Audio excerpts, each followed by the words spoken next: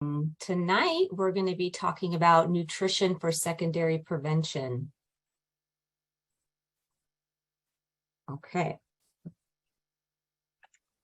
So I just want to give a little bit on my background. I am a registered dietitian, and that means that I've gone through specific schooling and training and passed a national examination with the Academy of Nutrition and Dietetics.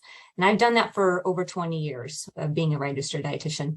I also have a master's degree in community health, and I'm a member of the Oncology Nutrition Practice Group of the Academy of Nutrition and Dietetics. And I have experience counseling cancer patients for the past 14 plus years. I've done one-on-one counseling, and I've done group lectures just like this. A couple notes about today's talk. Most of the information that's going to be presented here is really geared towards people who have either completed treatment and or are not experiencing any really significant nutrition-related side effects from treatment and or their cancer. I wanted to say that because my care is geared to individualize toward each person's needs. So this presentation, like I said, is really towards secondary prevention.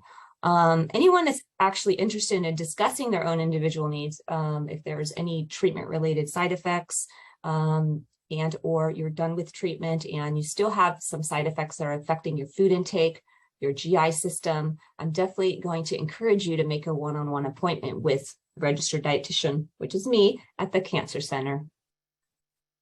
So first, I want to define what does secondary prevention mean. So it means it aims to reduce the impact of a disease or injury that has already occurred. This is done by detecting and treating disease as soon as possible to halt or slow its progress, encouraging personal strategies to prevent reoccurrence, and implementing programs to return people to their original health and function to prevent long-term problems. Now, you might think, what do we have to consider if I'm done with treatment? Sometimes treatment can make things happen, meaning some changes happen to your body. The ones that are nutritionally oriented could be things like changes to the body composition, meaning the percentage of muscle weight and or muscle loss that may have occurred versus the amount of fat weight that has occurred or has changed. Or even weight changes that we see on the scale. You can experience things like loss of bone density or something like osteoporosis. Sometimes some people have developed diabetes or hyperlipidemia, congestive heart failure. Again, this all depends on the types of treatments that may have, the person may have endured. Changes in bowel function. There may be sometimes lasting taste or smell changes, certain types of neuropathies and metabolic syndrome. So, you think, okay, food matters, but why? And I'm here to convince you it does matter. And I think because you're attending this lecture, you think it matters too. Some reasons food matters is that it can help you feel better, stay stronger, keep more lean body weight, prevent excessive weight gain, maintain energy, maintain or improve your endurance or stamina. It also matters because it can support the body's natural defense system and decrease your risk of a secondary cancer, especially those of the breast, lung, stomach, and colon. But we have to remember that balance is key. While eating healthy provides many benefits, the jury really is still out if diet alone can prevent a reoccurrence. Research seems to show again and again that the best combination that may help keep another bout of cancer away is to really combine proper nutrition with exercise and weight control. So I wanted to highlight the guidelines for the prevention of recurrence. And we want to take a look at what the real large institutes say in our country and also through the World Cancer Research Fund.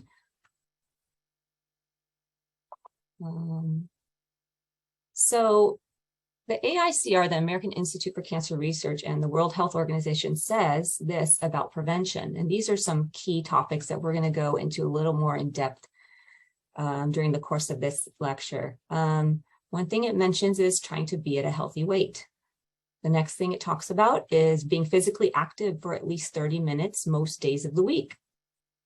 It also focuses on eating more of a variety of vegetables, fruits, whole grains, and legumes such as beans. Talks about limiting consumption of fast foods, quote unquote, and other processed foods that are high in fat, starches, and or sugars, such as sugary drinks. It also talks about limiting the consumption of red meats, and in this case, they refer to beef, pork, and lamb as red meat, to less than 12 to 18 ounces per week, and avoiding processed meats. Also talks about limiting alcohol consumption. For cancer prevention, it's best not really to drink alcohol on a regular basis. Another one is to don't use supplements to protect against cancer. For new mothers, breastfeed your baby if you can. And after treatment, cancer survivors should follow the recommendation for cancer prevention, which are all these that we've just mentioned here. So first, we're going to talk about being at a healthy weight. Aside from not smoking or drinking excessively, staying at a healthy weight throughout life is the single most important thing you can do in terms of prevention. Excess body fat has been linked to convincing evidence for increased risk of the cancers of the esophagus, pancreas, stomach, liver, colon and rectum, postmenopausal breast cancer, ovarian cancer, endometrial, and kidney cancer. The goal really is to keep your weight within a healthy range and avoid weight gain in adult life. Luckily, even a modest weight loss, 5 to 10% of weight, can reduce your cancer risk. For some people, this might actually mean just trying to slow down weight gain. Something called the BMI is something we use. I don't love this measure because it doesn't always take into account body frame very well. But it is one measure that we do look at, and it's the desirable range is between 18.5 to 24.9 during adult life if you're under 65 years old. Adults over 65, a healthy, I misspelled that, sorry, BMI range that's recommended is around a BMI of 25 to 27. This formula down here, this weight in pounds divided by heights in inches, times 703. That's how you can figure out your BMI if you were curious. So physical activity, increasing physical activity, here's some good news, provides benefits against cancer regardless of body weight. So physical activity independently of body weight actually does provide some benefit. So physical activity, along with appropriate calorie restriction, plays a really key role in weight and body fat reduction and maintaining intentional weight loss. It's important to try to reduce how much sedentary time that you participate in by taking regular breaks from prolonged sitting when either at work or working at a computer or watching TV or the other various activities we do when we're sedentary. So getting to a healthy weight, combining what you eat with how much activity you get can affect the amount of body fat you carry. Modifying your eating habits can really help. To make things easy, you want to think about portion and proportion at your next meal. Let's take a look here. So if we take a look at these two plates, if you look at the plate on the left, this is kind of the typical American meal. It's really heavy in meat, fish, or chicken. You know, this example here, almost half of the plate is a large steak, and the rest is buttery potatoes and peas. The potatoes here are, they're skinned potatoes, and so they're low in fiber and not very many phytochemicals. Phytochemicals are natural compounds in foods that seem to be protective to cancer cell growth, at least in cell models and animal studies. If we try to change our plate a little, if you look at the plate on the right, transitioning your plate to a moderate portion of meat, increasing portions of veggies and herbs and a whole grain like brown rice, that's starting to move you in the right direction. So you can see that, like I said, the meat portion has been reduced. We changed the carbohydrate source, in this case, to more of a whole grain, and we kind of changed our vegetable, a vegetable that is not as starchy, which is the green beans. And as we move further in this kind of plate model here, we talk about a cancer preventative plate. This plate that you see now has been modified, and it just shows about a modest 3-ounce serving of meat could be from fish, poultry, or red meat with a wider variety of foods on this plate that results in a diverse assortment of cancer-fighting nutrients. As you can see on this plate, there's two kinds of veggies that increases the proportion of plant-based foods on your plate, and a healthy serving tasty whole grain, brown rice, barley, kasha, bulgur, millet, or quinoa, that completes your meal. And you can see it's the portion and proportion that we're really interested in modifying that can make a big difference.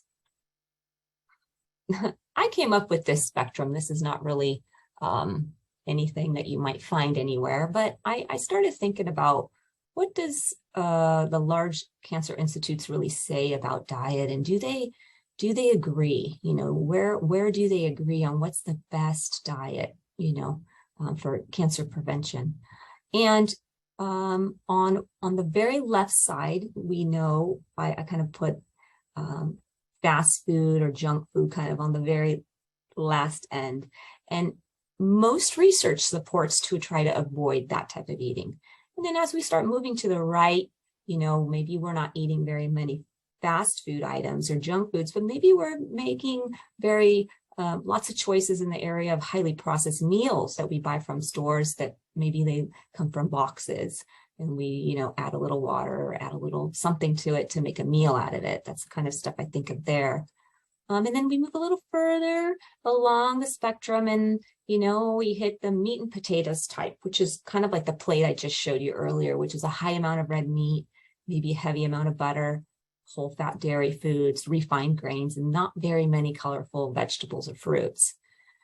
And then we kind of get to this center point here, and this is where most of the large cancer institutes agree that the best diet, I hate to use that word sometimes, but is really heavily based in the plant kingdom. So you can almost consider a vegetarian or flexitarian. I'll kind of define that in a minute. Whole foods that you choose, limited red meat, minimal processed meat, increased fatty fish, nuts and seeds, whole grains, beans, and lentils to include those in their diets, and limited amounts of dairy, usually less than about 3 servings for most people. And then as you kind of keep moving the other way, you know, you might start hearing things like, oh, I really need to remove all my grains from my diet. I can't eat fruit because this diet plan tells me to do that. And that's kind of now moving away from what's really recommended.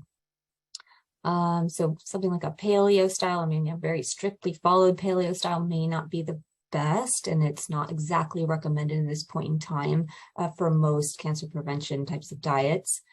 And then as we move even further, you know, we get to, sometimes we run into folks that are taking what the large institutes are saying and going really, really, really extreme with it. And I'm really more talking about someone who might be following a very processed type of vegan diet. Now, vegan diets can be definitely incorporated and, you know, are kind of part of that vegetarian type of eating, which is what is recommended. But I do run into some folks who are kind of trying to do vegan, but they're kind of doing shortcuts with the vegan diet, or I call them compounded diets, where they remove on top of vegan gluten, soy, corn. The list can go on and on. So what starts happening is the diet becomes more processed because they're trying to find foods that fit these compounded diets. And for most people, that type of diet can be very restrictive and unnecessary. They haven't been really proven to help prevent a recurrence, etc. So on top of it, sometimes they can be deficient in vitamin, minerals, and protein. So that one has to be, sometimes certain vegan style diets have to be really kind of carefully planned if we're going to do that. I don't recommend a very processed one, although. So the American Institute for Cancer Research and the World Cancer Research Fund, they promote the heavy plant-based diet with wholesome foods, like I said, limited red meat, and avoiding processed meat. So I want you to think about being something like a flexitarian. That's kind of a term that's come around. If you can imagine, it's a combination of being flexible and vegetarian. That's what that word is. It's really a cross between full vegetarian or vegan with the ability to enjoy some animal products. So when you are trying to eat a healthier diet with a more emphasis in plant foods, you want to make whole grains, vegetables, fruits, legumes, such as beans and lentils, really a major part of your usual daily diet. You can think about filling 2/3 of your plate with minimally processed plant foods. That can include substantial portions of one or more vegetables or fruits on your plate, not just grain products like pasta, rice, or whole grain bread. You want to try to eat a variety of rich, colored, strongly pungent flavored veggies. And you might say, why are you saying that? The rich color or the strong, pungent flavored vegetables, especially, like I think of things like garlic and onions and kale, right? These are strongly flavored or strongly colored. And those clues in our food, in our plant-based foods, tell us these are rich in phytonutrient. Oh my goodness, I'm blanking. Phytochemicals, antioxidants, and those clues tell us these ones have quite a bit. And so we want to try to put more of them in our diet if we can. Like I said, those phytonutrients can help the immune system. In cell and animal studies, has been shown to disrupt tumor cell progression. So we want to try to incorporate those naturally from our foods. So you think lots of color and vary it. So you might think, next time you sit down, look at your plate. Do you have 2 or 3 rich colors on your plate? Or maybe there's something strong flavored on your plate, from the plant kingdom. You can also think local, in season, organic if possible, to help that phytonutrient piece. So when you talk about eating a healthy diet with a variety of plant foods, you want to really aim to eat more than 5 or at least 5 or more servings of vegetables and fruits each day. You really want to eat a higher proportion of veggies for most people, meaning I will have some people who tell me that they really dislike vegetables, but they love fruit. And I will work with them to see if we can incorporate some more vegetables in their diet, because it's really the veggies that you want to get a higher proportion of. 1 serving would equate to 1/2 cup of fruit or vegetable, 1 cup of raw leafy greens, 1/4 cup of dried fruit or vegetable, or 6 fluid ounces of 100% fruit or vegetable juice. Those are the servings we're talking about. This is just a side note. I get this question a lot. What about juicing? Because I mentioned juice just a second ago. Juicing, most of the time, for most people that ask me about it, I kind of try to point out that juicing removes the pulp of veggies and fruit and really leaves behind water, some vitamins, and natural sugars. My advice is really to try to eat the whole vegetable or fruit instead. You will get the benefit of the natural fiber in the food that has a more favorable effect on your glycemic response, which is your blood sugars. And the natural fiber has been associated with less certain types of cancers like colorectal cancer. If you do like blending, I actually make a comment to most people to just use your blender if you want to do that, and not use a juicer that removes pulp, because at least in your blender you do retain all of the produce. You want to choose whole grains. I would consider these healthier carbs instead of refined grain products. So whole grains are things like quinoa, oats, buckwheat, bulgur, millet, 100% whole wheat, wild or brown rice, instead of foods that are made from refined grains.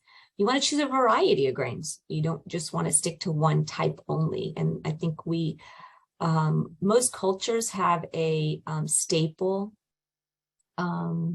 grain that exists for them. In our culture, it tends to be on the bread category.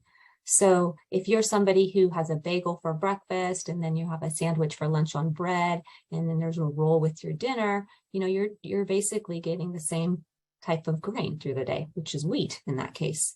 So my advice is to really try to vary it. Try not to do that. Basically, maybe you have oats for breakfast, and at lunch you have the bread, and then at dinner you have quinoa with your dinner. So it's something like that. Decrease or eliminate other refined carbohydrate foods that include things like pastries, candy, sugar-sweetened breakfast cereals, and other high-sugar foods as much as we can. I wanted to kind of just point out what the difference between whole grain versus refined grains.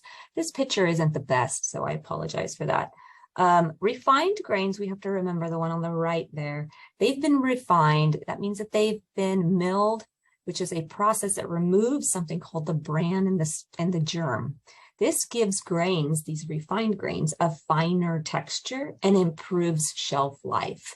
And so a lot of, quote, processed foods or processed bread products, they can last on the shelf a long time. And this is part of the reason why. The problem with that for us, nutritionally speaking, is it's taken away the bran and the germ. And that's where a lot of the nutrients lie for us, the micronutrients that we want to keep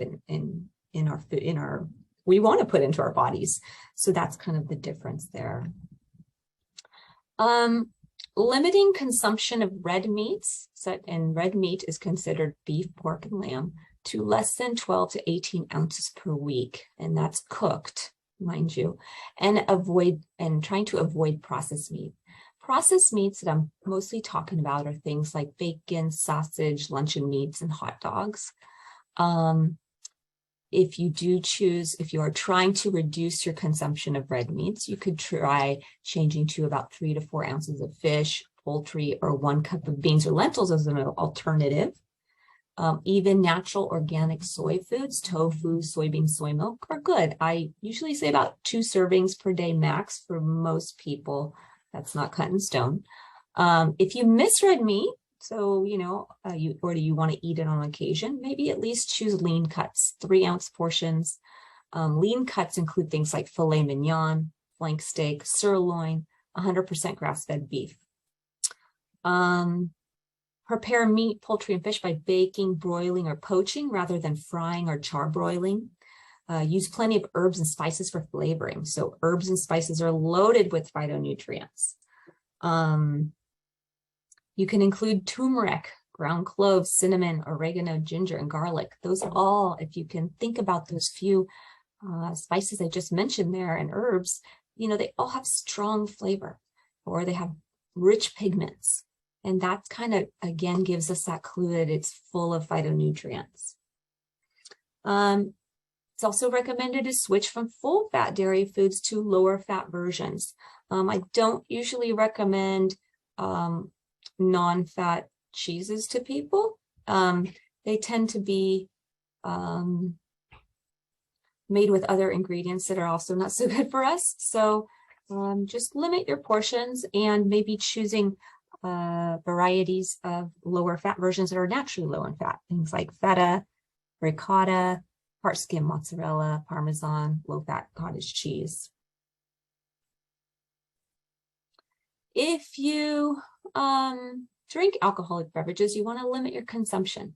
So for cancer, the data is fairly clear and consistent. The best choice is to avoid alcohol. There is convincing evidence that alcohol increases the risk for mouth, pharynx, larynx, esophageal, liver, colorectal, and postmenopausal breast cancers. If any alcohol is, this is my best advice, if any alcohol is chosen at all, make it occasional and not an everyday event. I believe when it talks about limiting consumption, it really does point towards the regular consumption, kind of like a weekly consumption or daily consumption, and that's what we want to try to reduce. If you do choose to drink, make sure that for a woman, less than or equal to 1 drink per day, or less than or equal to 2 drinks per day for men is what is suggested, if that's the choice you still want to make. With alcohol, I find it's really easy to overpour or be overserved and end up drinking more than you might have planned.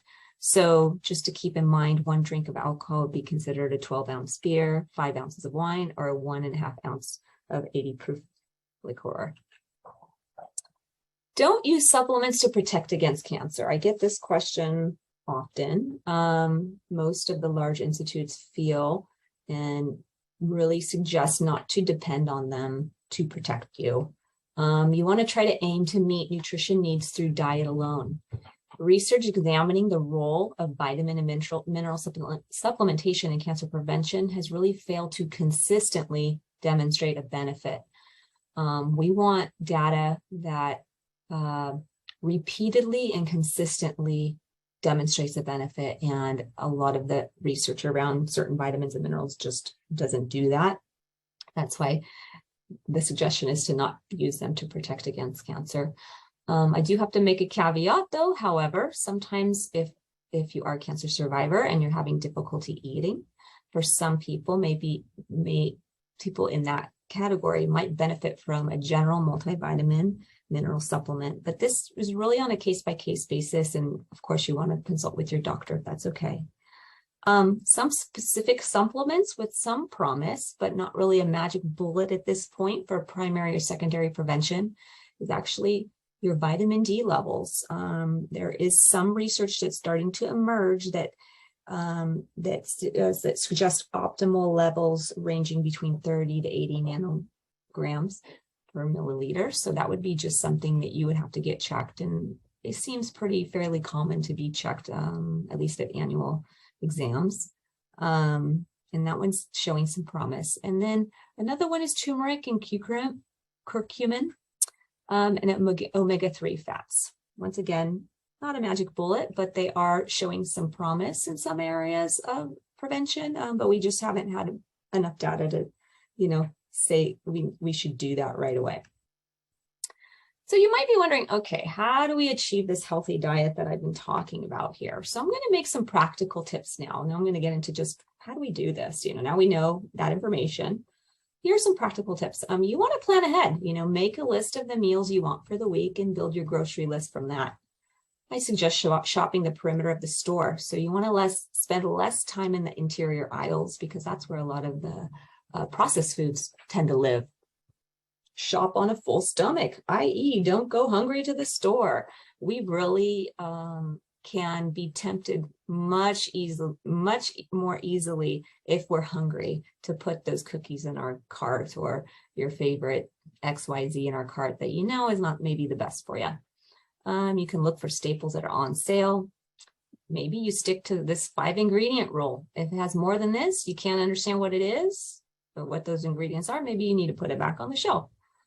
Think color. I think I talked about that a few times already. Red bell peppers, green broccoli, sweet potatoes that are orange, spaghetti squash, carrots, tomatoes, the list will go on and on. Something easy would be to slice up medium dense veggies like zucchini, potatoes, sweet potatoes. Roast them in the oven with a little bit of olive oil and sea salt, and that comes out really nicely. Use fresh herbs to make frozen cubes of basil, herbs, garlic bases for soups, sauces, stews, marinades for chicken or fish. This is just a way to, these last few tips are just ways to cut corners, essentially, right? To have some seasonings on hand for food that you might be preparing in the future. Chopping up onions, carrots, or celery and freezing them in small bags that maybe you can use in different sauces or soups for later. Maybe you double your recipe one night each week. Save this to reheat in 2 or 3 days or freeze it for a different night next week. That can reduce how much time it might take for you.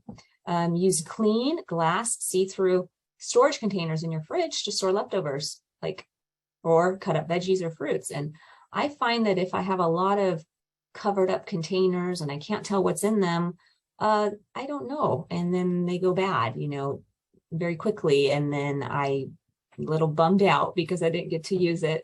But when I put things in see-through glass containers, I can tell because it's easy to see it. Maybe you keep a pot of something called a foundation food in the fridge to be used throughout the week. Foundation food can be cooked: brown rice, beans, whole wheat pasta, bulgur, quinoa, barley. So you cook it, it's cold, and you tightly cover it in your see-through container, and you can keep it for up to 4 days in the fridge, and you can use it for various meals. You can put it in salads, you can put it as the base of a stir fry that you make. There's all kinds of ways to use it. You can put it in soups. Frozen raw shrimp or frozen raw scallops or even edamame beans, you can thaw really quickly, and you can cook them quickly for like a saute with mushrooms, onions, bell peppers, and put it over your foundation grain. And, add your favorite seasoning or like a light sauce, and you kind of got a quick meal. Use your foundation grain or strips of grilled chicken or beans on top of a nice salad of mixed greens, tomatoes, bell peppers, carrots, pumpkin seeds for late lunch or dinner. You can use canned albacore tuna or wild salmon, sardines, or mackerel. I don't know very many people that love mackerel, but that one's a high in omega-3s. It also can be used as an easy addition to any green salad or used in sandwiches. More tips, using leaf spinach as a base for almost any dish, like underneath spaghetti, an enchilada, really anything. It adds a lot of color and enhances the flavor of most foods. If you don't like your food touching, put it on the side. It's also great with scrambled eggs or in omelets. Roasted veggies, anything you have are great to have in the fridge for sides with pasta, rice, or on a sandwich. Cooked dried beans like kidney, black beans, garbanzo beans in a crock pot to have on hand for the week to add to salads, wraps, soups. You can blend slightly thawed frozen banana or frozen mango chunks as a substitute for ice cream. That's really, really yummy. A couple other tidbits regarding diet. Maybe you don't like fish too much, but you're really trying to aim to increase those omega-3s. You can try adding something like flaxseed meal, walnuts, pumpkin seeds, or soybeans to your diet to get those omega-3s. This is just an interesting tidbit. Only two Brazil nuts will give you all the selenium, which is a really powerful antioxidant you need for the whole day. They're really loaded. They're those big ones, if you kind of remember. They have a very hard shell. Spices and herbs, like I mentioned before, turmeric, ginger, oregano, parsley, dill, tarragon. There's so many multitudes of micronutrients. So use them. You can use them fresh or dried. Use them in your cooking often. Change things up. Vary what you buy, your vegetables, your fruits, the different nuts, really vary it. This can ensure a beautiful array of nutrients your body needs to keep you healthy and strong. For those of you who forget to eat fruits and vegetables, commit to having a vegetable or fruit in every meal or snack. If you think about it that way, hey, what's my vegetable at this meal? Hey, what's my fruit at this meal? By the time you're done with your day, you have eaten at least 5 servings. So we're going to switch gears a little bit. I want to talk about the elephant in the room. One of the most common things I hear is I know what to do, I just don't do it. So I'm going to explore some of those barriers. And these are barriers that I do hear from people. Sometimes it sounds like too much effort to do to implement a healthy diet, or maybe somebody has too little time or didn't get enough sleep, or maybe it's just too much food to deal with, or I really like eating out and that makes it kind of difficult. Or maybe there's just too much to do. There's too much stress in our lives, or even having this belief that healthy food doesn't taste good. So talking about the food-brain connection. So there is a connection, of course, between our brain and food that we see through our senses, or that we sense through our senses. Things like our sense of smell, sight, memories of eating certain foods, emotions connected to eating, hunger cues. The list can go on and on with how those are connected. So how do you make changes in the food-brain connection? You want to become aware of your cues to food. So cues to food are things like viewing, meaning you see the food or you smell the food, or maybe you see an advertisement on TV. Or you might have a cue to food by just a memory. You might have a food-related memory. These cues accompany psychological and physiological changes in us. So things like cravings and urges. These cues can trigger those, or they're accompanied with this. And it basically, along with physiological changes, so your mouth might start to water. You actually have some hormone secretion from these cues. Along with that, these cues pretty much get our brains to react, and then subsequently we might go and eat that item.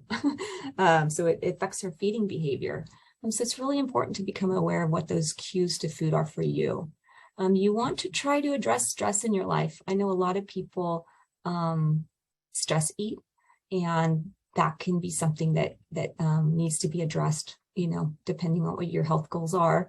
Of course, knowing what your triggers are, and finding other activities that make you happy and or content if you find that maybe you stress eat or eat out of non-hunger reasons. We're going to talk about that in a minute. So there is a saying, if you go on a diet, you're likely to go off a diet. I don't even like the diet word, but I kind of have to use it.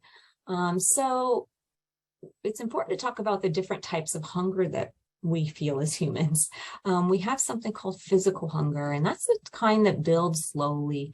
And we talk about it as like it strikes below the neck. It occurs several hours after a meal. That physical hunger goes away when we're full, and eating will lead to feelings of satisfaction. And then there's another kind of hunger, emotional hunger. This is a little different. This one comes on a little more quickly. It can strike above the neck. It's unrelated to time.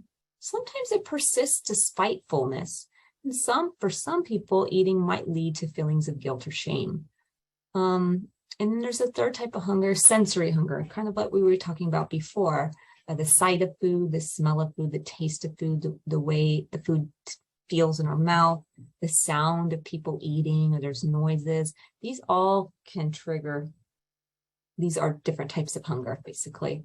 So what's important is trying to practice something called mindful eating. So that means, and you've probably heard of that term a lot, mindfulness. That means you're in the moment. You know, you are eating a food that is pleasing to your senses. Taste, smell, flavor, touch, sound, sight. You are aware of your physical hunger and feelings of fullness, satiety. These are cues that guide your decision to begin eating and when to stop eating. You want to be aware of any judgmental thoughts that can lead to guilt or shame if we aren't paying attention to this mindful eating style. What is not mindful eating is eating because of feelings above the neck, quote unquote, things like emotions like sadness, happiness, frustration, boredom, anxiety, being excited over something. This is not as mindful when we're eating in that fashion. Eating when you are not hungry, that's not really mindful eating. Even though you feel full and continuing to eat after feeling full. Judging your eating, again, this is could be associated with shame or guilt, and we don't want that. So to kind of wrap up, I like this, this author. He wrote this book. It was maybe at least 10 years ago now. It's called Food Rules, an Eater's Manual. And it's a little small paperback book. And each page has one line on it. That's what I thought was so cute about it. And so I pulled some of my favorite lines out of it. And it has to do with food rules. So think about this. Eat food, mostly plants, not too much. Okay. Don't eat anything your great-grandmother wouldn't recognize as food. That's a good food rule, right? Avoid food products containing ingredients that a third grader cannot pronounce. Eat foods that will eventually rot. If it came from a plant, eat it. If it was made in a plant, don't. And last but not least, if it's not food, if it arrived through the window of your car. Thank you so much.